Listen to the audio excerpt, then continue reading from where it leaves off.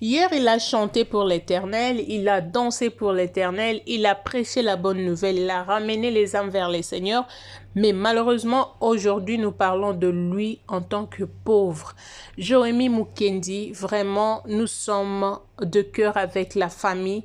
Il n'est plus avec nous, ce jeune homme que vous voyez. Le monde est tellement méchant, les amis. Le monde est tellement méchant. Servons l'Éternel. Confions-nous à l'Éternel, pas aux hommes.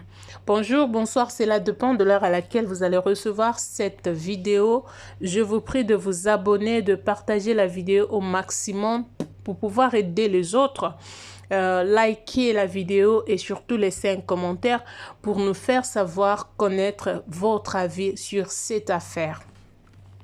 C'est un Congolais qui vivait en Lubumbashi, mais c'est un Kassaïen parce que au Congo, comme partout ailleurs, nous avons nos tribus, nous avons nos provinces, mais lui faisait partie de la province du Kasaï. Alors la province du Kasaï, la province du Katanga, il y a vraiment de mésententes entre ces deux provinces. Vous comprenez, les gens qui...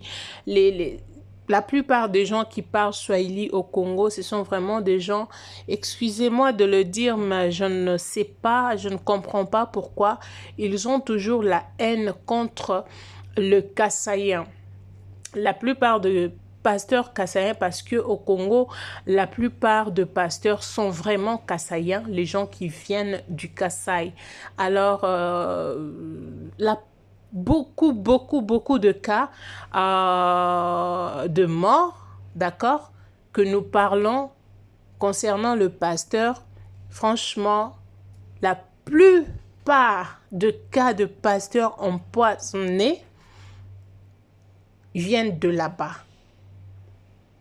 Si tu es là-bas, on a toujours entendu parler, je ne le confirme pas, mais ce sont des choses qui se disent souvent, que les gens de Lubumbashi ont l'habitude, les pasteurs de là-bas ont l'habitude d'empoisonner, d'accord?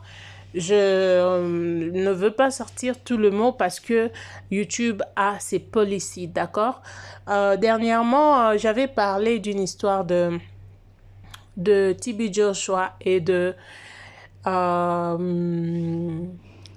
Francis Tatou. J'ai vu comment il y a des gens qui m'ont condamné pour me dire, écoute, ce sont les choses de l'église, les serviteurs des dieux, il faut surtout pas parler de ça comme ça parce que la colère de l'Éternel, machin.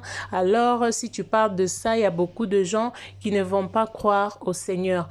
La Bible nous dit, Jésus a dit que mes brebis me connaissent et ils entendent ma voix. Ceux-là qui ont été destinés pour l'Éternel, ils iront vers l'Éternel. Ceux-là qui ont été destinés pour l'enfer, ils iront en enfer. On ne peut pas arrêter de parler de ce qui fait mal aux gens, des gens infiltrés qui nous ont infiltrés pour nous faire du mal. Alors, quand on voit ces genres de choses, on s'arrête, on dit on va pas parler parce que il y a des gens qui vont se décourager à venir vers l'Éternel. Je dis non. Parce que si on ne parle pas de ça, du coup, on ne sait pas où on va aller. Il faut que les gens sachent que quand bien même ils viennent à l'église, il y a aussi des gens qui sont là pour faire du mal aux gens. Mais il y a aussi des gens que Dieu a choisis parmi ceux-là qui sont à l'église. Ce frère que vous voyez, c'était un frère qui servait Dieu puissamment. Je veux vous mettre sa prédication ou 2 vidéos seulement de ce frère. Vraiment, c'est quelqu'un, quand on a entendu écouter de témoignages, c'était vraiment quelqu'un de bien. Malheureusement, aujourd'hui, nous parlons de lui, un frère qui a servi Dieu, mais il n'est plus. Pourquoi? Parce qu'il a été empoisonné par ses soi-disant collègues. Ses soi-disant collègues qui soi-disant servait Dieu. Ce n'est pas du tout normal ce qui se passe dans l'église. Ce n'est pas normal. Je doute fort que quelqu'un qui a cru en Jésus-Christ comme son Seigneur et son Sauveur peut arriver à faire du mal à son conjoint, peut arriver à faire du mal à son frère en Christ. J'en doute fort. Parce que le commandement que Jésus nous a laissé, c'est l'amour. Il est lui-même amour. Voilà pourquoi il est descendu sur terre pour nous sauver. Mais voilà ce qui se passe aujourd'hui dans nos églises. Ça ne reflète pas l'image de notre Maître, notre Seigneur Jésus. Vous allez me dire qu'on voit des choses comme ça, on ne parle pas. Pour quelle raison? J'ai reçu beaucoup de témoignages de ce genre de choses. Beaucoup de pasteurs ont été tués à cause de leur ministère. Tu es jaloux de quelqu'un qui sert Dieu. Est-ce que le don que Dieu a mis en cette personne, tu penses qu'en l'enlevant la vie, en lui ôtant la vie, tu vas récupérer ce qui est en lui? Parce que ça ne vient pas des hommes. Ce n'est pas un pouvoir qui a été légué par les hommes, c'est un pouvoir qui a été légué par l'Éternel lui-même. Alors, quand tu décides d'ôter la vie de cette personne sur terre, laisser la souffrance, la douleur dans le cœur de sa famille, penses-tu qu'en retirant sa vie, tu vas remplacer cette personne? Tu vas vraiment remplacer cette personne? Les amis, je vous laisse d'abord suivre sa petite vidéo et puis on va se retrouver tout juste après. Ça me fait très mal. Lorsque Jésus est venu sur terre, il a pris les 10 commandements et les divise en deux, disant tu aimeras Dieu et tu aimeras ton prochain. Et j'ai compris une chose que il n'y a pas 10 commandements, ou soit il n'y a pas 2, il n'y a qu'un seul commandement qui est l'amour.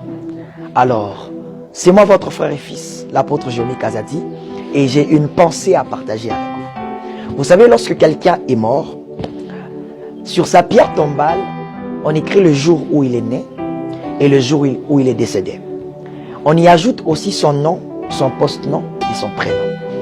Jamais je n'ai vu sur la pierre tombale de quelqu'un, on y écrit sa tribu. Vous savez pourquoi?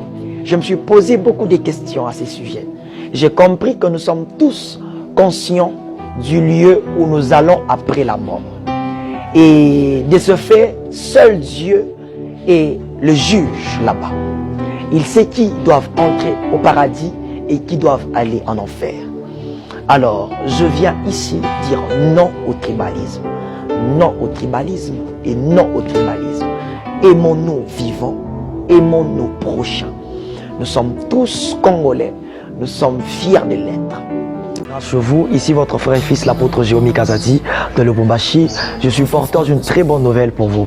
Vous savez mes frères et sœurs, ce ne sont pas les années qui changent les années, mais c'est une année qui transforme le reste des années à venir.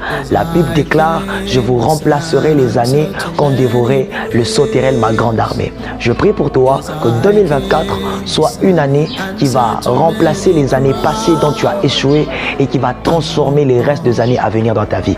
Tu es béni d'entre plusieurs parce que la grâce et la faveur de Dieu est sur toi. Sois béni et prospère. Meilleurs vœux à tous. D'accord, je pense que vous venez de suivre. J'ai beaucoup plus aimé sa première vidéo. Vous savez, deux fois Dieu nous parle. Comme la Bible a dit, que Dieu parle tantôt d'une manière, tantôt d'une autre. Ça, c'est vrai. Parce que Dieu peut te parler, Dieu peut te parler de ta disparition et de comment cela pourrait arriver. Mais sans discernement, nous n'arrivons pas à comprendre le langage de Dieu. Il a parlé de tribalisme. Il a passé un message très fort. Il a dit que quand la personne est née ou quand la personne meurt, on écrit le jour de sa naissance et le jour de sa mort. On n'écrit pas son prénom, ni sa tribu, ni quoi que ce soit. Les amis, vous qui faites du mal aux gens, êtes-vous conscient que dans les jours, les années à venir, vous ne serez pas en vie? Êtes-vous conscient qu'il y a une personne qui a le monopole? Ce n'est que le Créateur. Êtes-vous conscient qu'un jour après cette vie, il y aura un jugement? Êtes-vous vraiment conscient? Parce que si vous êtes conscient, si vous étiez conscient de cela, vous n'alliez pas faire du mal aux gens. Non. J'ai du mal à voir les gens faire disparaître des gens comme ces pasteurs, ces chantres, parce que nous avons besoin des serviteurs comme eux, les jeunes serviteurs qui craignent Dieu, qui vivent dans la crainte.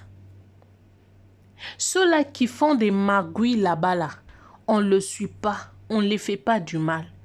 Mais c'est ceux-là qui craignent Dieu. C'est toujours ces genres de personnes qu'on élimine. Ces pasteurs avaient parlé du tribalisme dans sa vidéo. Ce n'était pas pour rien. Parce que quand tu es Louba, quand tu es Kassaïen, tu es Congolais, tu es Kassaïen, tu vis à Lubumbashi, sache-le bien que tu seras mal vu. Si tu posais la question de savoir quelle est la problématique, tu n'auras pas ta réponse. Qu'est-ce qui cause cette haine? Tu n'auras pas ta réponse. C'est dommage. Moi, j'ai peur. Je dirais même à certains pasteurs de ne pas aller à Lubumbashi. Parce que ils risquent. Parce que là-bas, quand on voit que tu commences à aller de l'avant, tu n'es pas la bienvenue. Aujourd'hui, nous parlons de ces jeunes qui est parti sans laisser l'enfant ni femme. Il a laissé ses parents, sa famille derrière avec la douleur. Ce qui s'est dit, c'est que le samedi passé, de la semaine passée, c'est le jour où il a été en poids, quelque chose, vous comprenez? Et le lundi, il n'a fait que 2 jours après, il a lâché, il est parti. Dites-moi, vous qui avez fait ça, qu'est-ce que vous avez gagné? Qu'est-ce que vous allez gagner après avoir fait tout ce que vous avez fait là? Qu'est-ce que vous allez gagner? Qu'est-ce que vous avez gagné?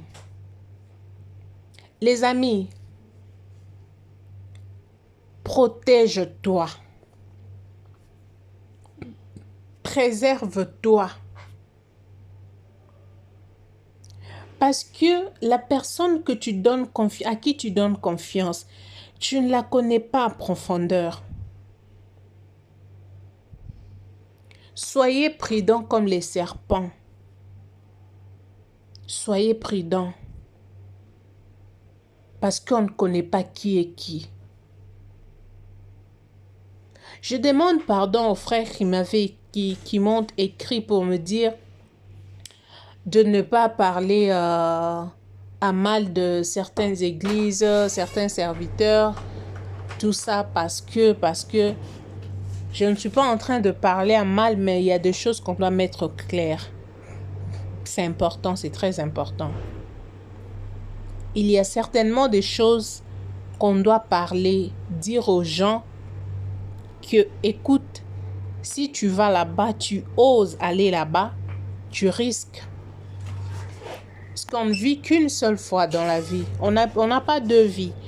Peut-être qu'après cette vie, on aura une autre vie, mais cette vie-là qu'on ne connaît pas encore, comment ça va être.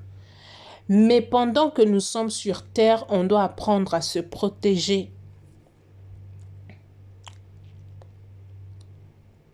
Cher Katangé, il faut apprendre à aimer les uns les autres. Vous êtes tous Congolais. Apprenez à aimer le peuple kassaïen. Ce sont vos frères de sang.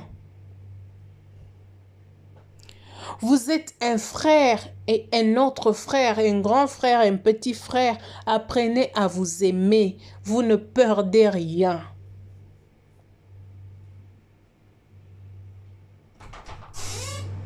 Vous ne perdez rien. Vous risquez d'être jugé à cause de vos actes.